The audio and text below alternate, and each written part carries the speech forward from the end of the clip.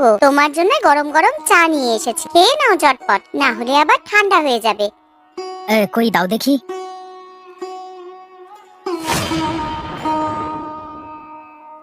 যা, কাপটা পড়ে গেল। দাঁড়াও, আমি তোমার জন্য আবার চা বানিয়ে নিয়ে আসছি। আগে এটা পরিষ্কার করে নি। একটা কাজ তুমি ঠিক করে করতে পারলে না, সব সময় শুধু উল্টো পাল্টা করে বসো। আরে তুমি রেগে যাচ্ছ কেন? হয়তো ভুল হয়ে গেছে। আমি পরিষ্কার করে তোমার জন্য আবার চা বানিয়ে নিয়ে আসছি। তোমার হাত লেগেই তো পড়ে গেল। ও, এখন সব দোষ আমার, তাই না? তুমি যে ভালো করে দাওনি সেটা বললে না। আরে না না, আমি ওটা বলতে চাইনি। আর চা বানিয়ে আনতে হবে না, দরকার নেই চা খাওয়ার। তুমি বসো না একটু, আমি বানিয়ে দিচ্ছি এক্ষুনি। সকালবেলায় কিছু পেটে না পড়লে শরীর খারাপ করবে তো। তুমি একদম চুপ করো, আমাকে শেখাতে আসবে না বলে দিলাম। সোনালি, একবার এইদিকে আয়, একটু কাজ আছে রে। কি কাজ আগে বলো। আমি একবার বাজারে যাব, মিষ্টি তৈরির জন্য কিছু কেনাকাটা করতে হবে। ততক্ষণ তুই দোকান সামলা। আমি এখন ব্যস্ত আছি, পারবো না। তুমি দোকান বন্ধ করে যাও। কিছুক্ষণের জন্য আমার দোকানে একটু বসবি, সেটাও পারছিস না? তুই তো ঘরে শুয়ে বসে আছিস। এত অলস মেয়ে আমি দেখিনি বাবা। তোমার যে কাজ করে দেব, আমি যেটা চেয়েছি সেটা দিয়েছো। আমার সাধ্যের মধ্যে থাকলে নিশ্চয়ই তোকে দিতাম, কিন্তু তোর আবদার তো আমার সাধ্যের বাইরে, তাই দিতে পারবো না। হ্যাঁ, সেই একটা মাত্র মেয়ে, তাকেও দেবে না? অত কিপটেমি করে কি করবে? মরার পর তো আর নিয়ে যেতে পারবে না। তুই আমার মেয়ে, আমি তোর কথাবার্তা শুনে বুঝতেই পারছি না যে তুই কার মেয়ে। বাবার সাথে কিভাবে কথা বলতে হয় জানিস না? আচ্ছা ঠিক আছে ঠিক আছে, আমি দোকানে বসে আছি, আর বেশি বলার দরকার নেই। যাও তুমি। তোকে তো আর কারোর ঘরে বিয়ে দেওয়া যাবে না, শুধু শুধু তার বাড়ির পরিবেশ নষ্ট করে দিবে। তুমি চুপ করে যাও তো, বাজারে যেতে দেরি হয়ে যাচ্ছে। সে তো আমি যাবই, তুই দোকানে বস, উঠে চলে যাস না যেন আবার।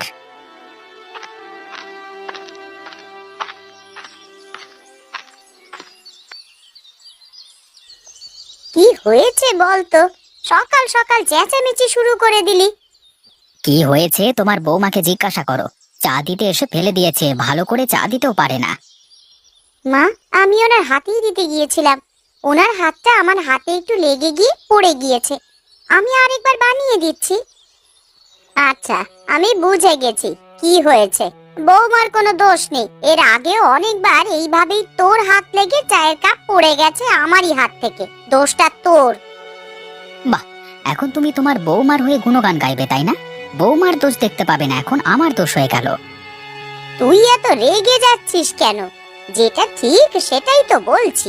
এরকম অনেক আগেও হয়েছে, আমি তো জানি। মা, আর চেঁচামেচি করবেন না, আমি আরেকবার চা বানিয়ে দিচ্ছি, তুমি একটু বসো। না না, তার কোনো দরকার নেই, আমি আর চা খাবো না। যে যা কাজ করছিলে করো, সব যখন আমার দোষ তখন ঠিক আছে, ভালো কথা। এত সকাল সকাল কোথায় যাচ্ছিস? বাড়িতে বলে যাওয়ার প্রয়োজন মনে করিস না নাকি? কিছু না খেয়ে যেও না গো, দয়া করে একটু বসো। আমায় নিয়ে চিন্তা করবার দরকার নেই, আমি ঠিক সময় মতো বাড়ি ফিরে আসবো। যেখানেই যাই কারোর জানবার দরকার নেই।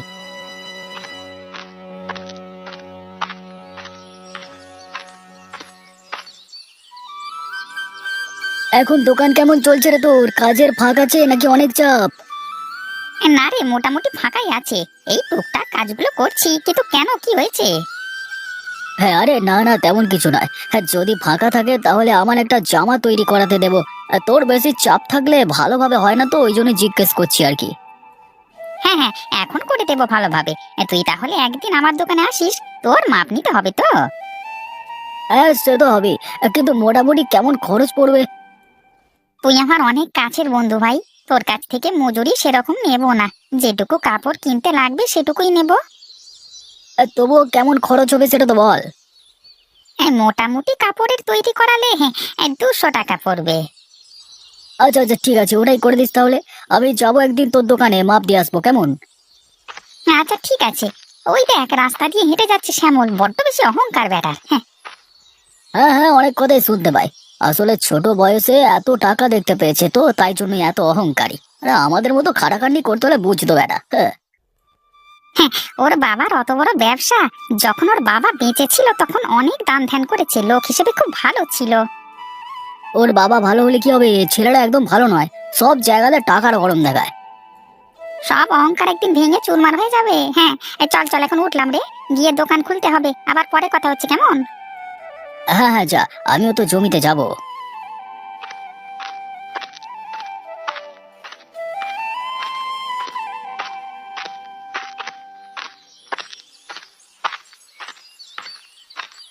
সকালে কিছুই খাওয়া হয়নি, ক্ষুধা লেগেছে প্রচন্ড। মিষ্টির দোকান থেকে কয়েকটা মিষ্টি খাই, যাই দেখি। আসুন বাবু, আপনাকে কি মিষ্টি দেব? আমাকে তুমি বড় বড় 4টে রাজভোগ দাও তো, গরম হবে তো। হ্যাঁ বাবু, একদম গরম গরম। আপনি অপেক্ষা করুন, আমি দিচ্ছি। বাহ, মেয়েটাকে তো খুব সুন্দর দেখতে, অপরূপ তার কথাবার্তার ধরন, আমার ঘরের স্ত্রীর থেকে অনেক ভালো। এই নিন বাবু, আপনার রাজভোগ। এখানেই খাবেন তো? থালায় দিয়েছি। হ্যাঁ হ্যাঁ, আমি এখানেই খাবো। আচ্ছা, তোমার নাম কি? আমার নাম সোনালি। কেন, কি হয়েছে? না না, তেমন কিছু নয়। তোমার রূপের সৌন্দর্য আমাকে মুগ্ধ করেছে, তোমার ব্যবহারে আমি শান্তি খুঁজে পেয়েছি। অসংখ্য ধন্যবাদ। আপনি কি করেন? আপনাকে তো কোনোদিনও দেখিনি। আমি এই গ্রামের সব থেকে বড় ব্যবসায়ী। হ্যাঁ, বাড়ি থেকে সেরকম বেরোই না, কাজের চাপ থাকে তো অনেক। ব্যবসায়ী মানুষ, অনেক টাকা পয়সা। ইস, এইরকম যদি আমার কপালে একটা জুটতো। একটা কথা বলবো, খারাপ ভাববে না তো? না না, কি বলবেন বলুন। আমি তোমাকে পছন্দ করে ফেলেছি, তুমি কি আমাকে বিয়ে করবে?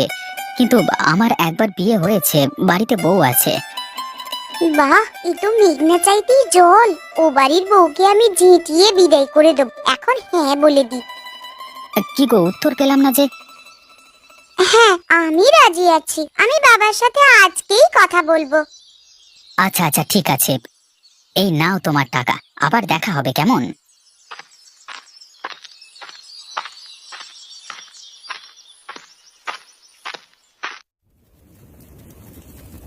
মা, আমি কি এতটাই খারাপ? সব সময় আমার সাথে খারাপ ব্যবহার করে। না গো মা, তুমি তো চাঁদের টুকরো, অনেক পরিশ্রমী একটা মেয়ে। তাহলে আমি ওনার পছন্দের নারী হয়ে উঠতে পারছি না কেন? তুমি চিন্তা করো না, ঠিক একদিন তুমি আমার ছেলের পছন্দের নারী হয়ে উঠবে, তখন তুমি খুব সুখে থাকবে। বুঝতে পারছি এখন তোমার খুব কষ্ট হয়। মা, আপনাকে আর কি বলবো, সব সময় যদি ঝামেলা হয় ভালো লাগে? আমি জানি তোমার দোষ না থাকলেও একটুতেই চেঁচামেচি শুরু করে দেয় আমার ছেলেটা। হে বিধাতা, তুমি একটু দেখো, বিয়ে হয়েছে 2 বছর হলো, সুখ ভোগ করবো কবে? তুমি একটু দেখো। আমি বিচারের জন্য আছি, তোর সাথে কোনো অন্যায় হবে না। রান্নাতে একটু দেখ রে, পুড়ে যায় না যেন। না না মা, রান্না ঠিকঠাকই আছে। অনেক সুস্বাদু রান্না করলেও কোনোদিনও প্রশংসা করেনি আমার। একদিন সব হবে, যেদিন আমার ছেলেটা বুঝতে পারবে, সেই দিন তুমি সর্বসুখ পাবে। সেই দিনটা আদৌ এই জন্মে আসবে তো, নাকি আমি গরিবের মেয়ে বলে আমার সাথে এইরকম ব্যবহার করে? না না, তুমি একদম এসব ভাববে না। আমি আছি তো তোমার পাশে। আপনিই একমাত্র ভরসা।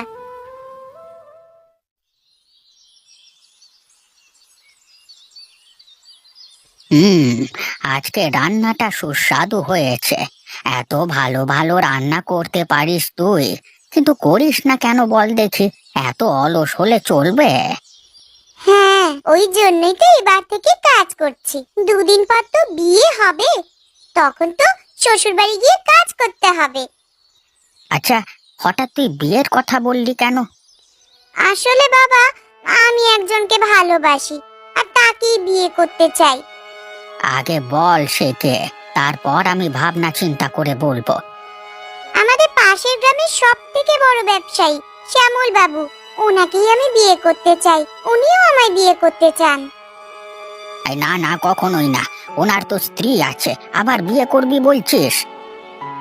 তাতে কি হয়েছে? দুটো বউ তো থাকতেই পারে। আর তাছাড়া উনিও তো আমায় বিয়ে করতে চান। আমি এইসব কখনোই মেনে নেব না। উনি লোক হিসেবে ভালো নয়, ওনার মধ্যে বড্ড অহংকার। সেটাই তো ভালো, টাকা আছে, অহংকার দেখায়। আমি শুধুমাত্র ওনাকেই বিয়ে করব। তুমি যা করার করে নাও। তুমি মত দিলেই বাকি, আর না দিলেই বাকি। তুই যদি ওনাকে বিয়ে করিস তাহলে আমার বাড়িতে কোনোদিন আসবি না। নির্লজ্জ নীচ ব্যক্তির সাথে আমি আমার মেয়ের বিয়ে দেব না। কত টাকার মালিক! বিয়ে করলে আমি তো ওনাকেই করব। আমার খাওয়া হয়ে গেছে, শুতে গেলাম।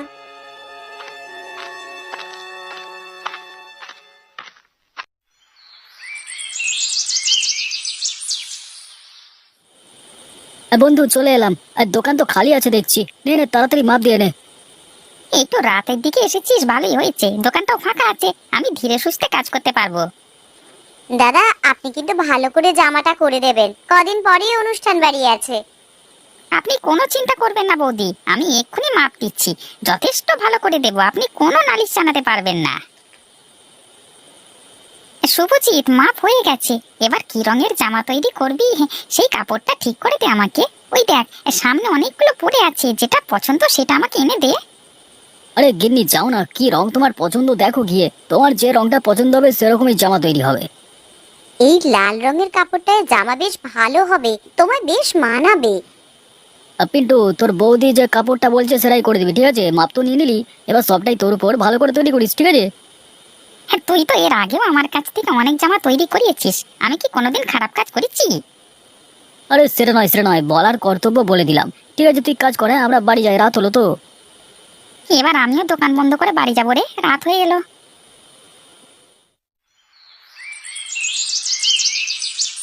আহা কি আনন্দ আকাশে বাতাসে। উফ, কি সুন্দর মহিলা, কি অপরূপ তার ব্যবহার। আজকে একবার যাবো তার কাছে, যদি বিয়েটা আজকে করা যায় ভালোই হবে। কি গো, আজকে বেশ হাসি খুশি দেখাচ্ছে তোমার। কিছু হয়েছে নাকি?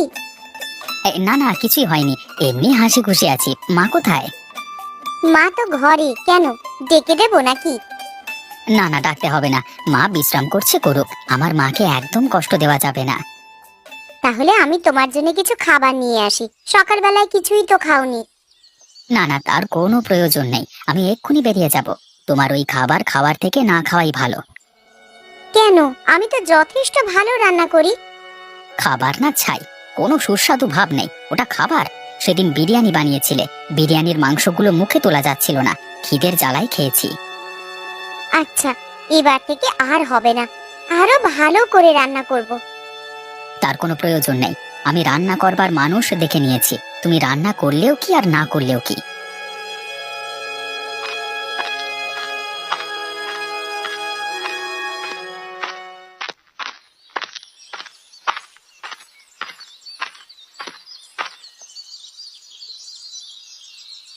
এই সোনালি, কই গো?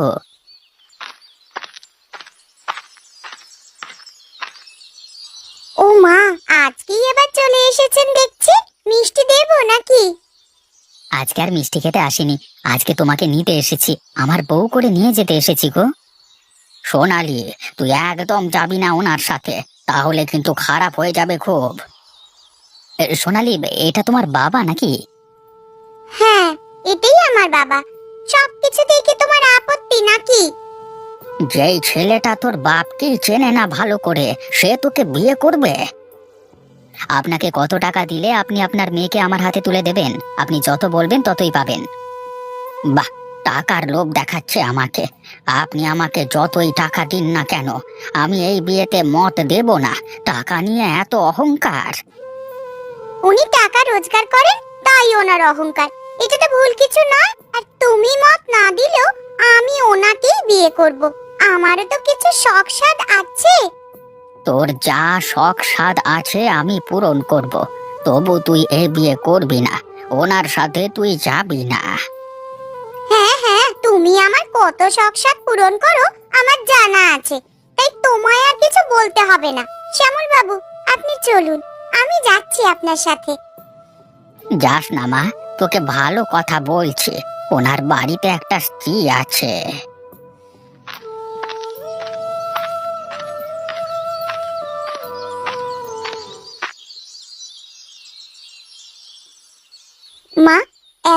আলু কেটেছি, আরো কিছু কাটতে হবে নাকি? কই, কতটা কি কেটেছো দেখি, তারপর আমি বলছি। এই তো দেখুন মা, অনেক আলুই কেটে রেখেছি। হ্যাঁ হ্যাঁ, ঠিক আছে, আর লাগবে না, এবার রান্নাটা চাপিয়ে দিতে হবে।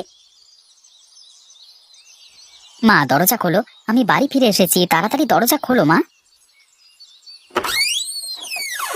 আয় ভেতরে আয়। এটা কাকে এনেছিস সাথে করে? কে এটা? এটা আমার স্ত্রী, এর নাম সোনালি, এখন থেকে আমাদের বাড়িতেই থাকবে।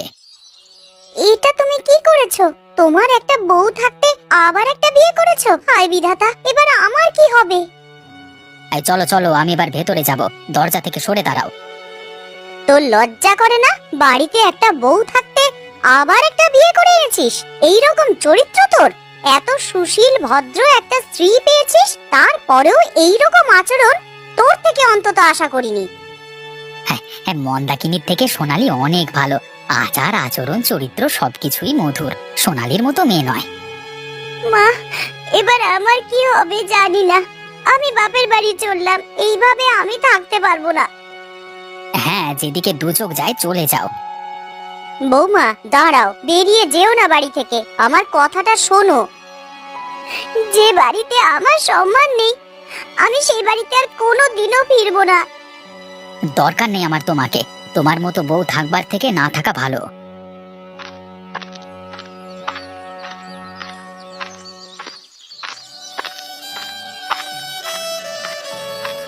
কি হয়েছে রে মা, তুই এইভাবে কাঁদতে কাঁদতে এখানে এলি? জামাই কিছু বলেছে নাকি?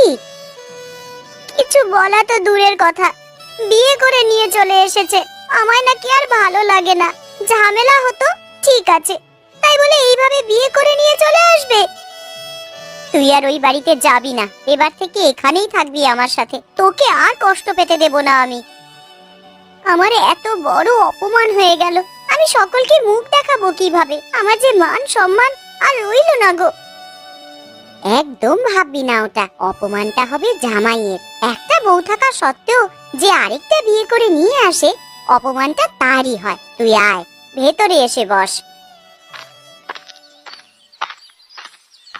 আমি তো সমস্ত কাজকর্ম করে দিতাম, তার সাথে ওনার খুব ভালো করে খেয়ালও রাখতাম। আমার মধ্যে কি খুঁত দেখতে পেয়েছে জানি না। তুই কাঁদিস না, একদিন উনি সঠিক শিক্ষা পাবেন, তুই একদম চিন্তা করিস না, তুই এখানেই ভালোভাবে থাক। টাকার অহংকার এমনই, অন্ধ হয়ে গেছেন। টাকা পয়সা রোজগার করা দরকার, কিন্তু তাই বলে এত অহংকার ভালো নয়। এই বুড়ি, এই জামা কাপড়গুলো ভালো করে ধুয়ে দিস, আমি ঘরে যাচ্ছি, একটু ঘুমাবো। আমি ঘুম থেকে ওঠার আগেই যেন দেখি সমস্ত কাজ হয়ে গিয়েছে। তুমি এত অলস কেন? নিজে নিজে কাজ করতে পারছো না? আমার মন্দাকিনী বৌমা খুব ভালো ছিল। যেটা বলেছি সেটাই করবি, আর ওর নাম আমার সামনে তুলবি না। অভদ্র মেয়ে একটা, গুরুজনদের গায়ে হাত তুলছিস। যেটা বলেছি কর, আমি বিশ্রাম করতে গেলাম।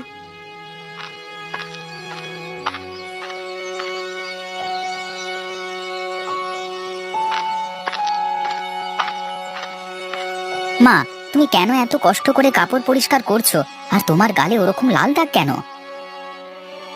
এই রকম জীবন যাপন করার থেকে মরে যাওয়া ভালো রে। তোর বউ তো অলস, একটা কাজও করবে না, বললে আবার আমাকে মারবে। ছি ছি, মন্দাকিনী কত ভালো ছিল, কত পরিশ্রমী ছিল, ভদ্র ছিল। আমি দেখছি কি করা যায়, আমার মায়ের গায়ে হাত পড়েছে, এটা আমি সহ্য করব না। কোথায় আছে সোনালি? ঘরের ভেতরে বিশ্রাম করছে, মনে হয় ঘুমাচ্ছে পড়ে পড়ে।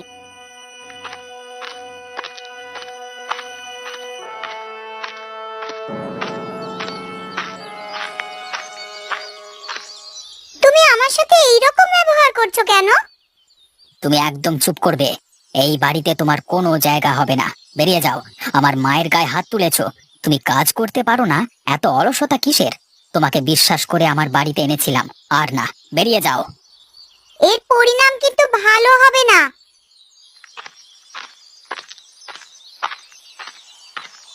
মা, আমি খুব বড় ভুল করেছি, আমি টাকার অহংকারে অন্ধ হয়ে গেছিলাম, তার জন্য আমি তোমার পা ধরে ক্ষমা চাইছি। ক্ষমা চাইতে হবে না, যা তুই বৌমাকে ফিরিয়ে নিয়ে আয়। মন্দাকিনীর মতন ভালো মেয়ে আর দুটো পাবি না। এবার থেকে ওকে গুরুত্ব দিবি, ভালোবাসবি। আমি আমার শাশুড়ি মার কাছে গিয়ে পা ধরে ক্ষমা চাইবো আর ফিরিয়ে আনবো মন্দাকিনীকে।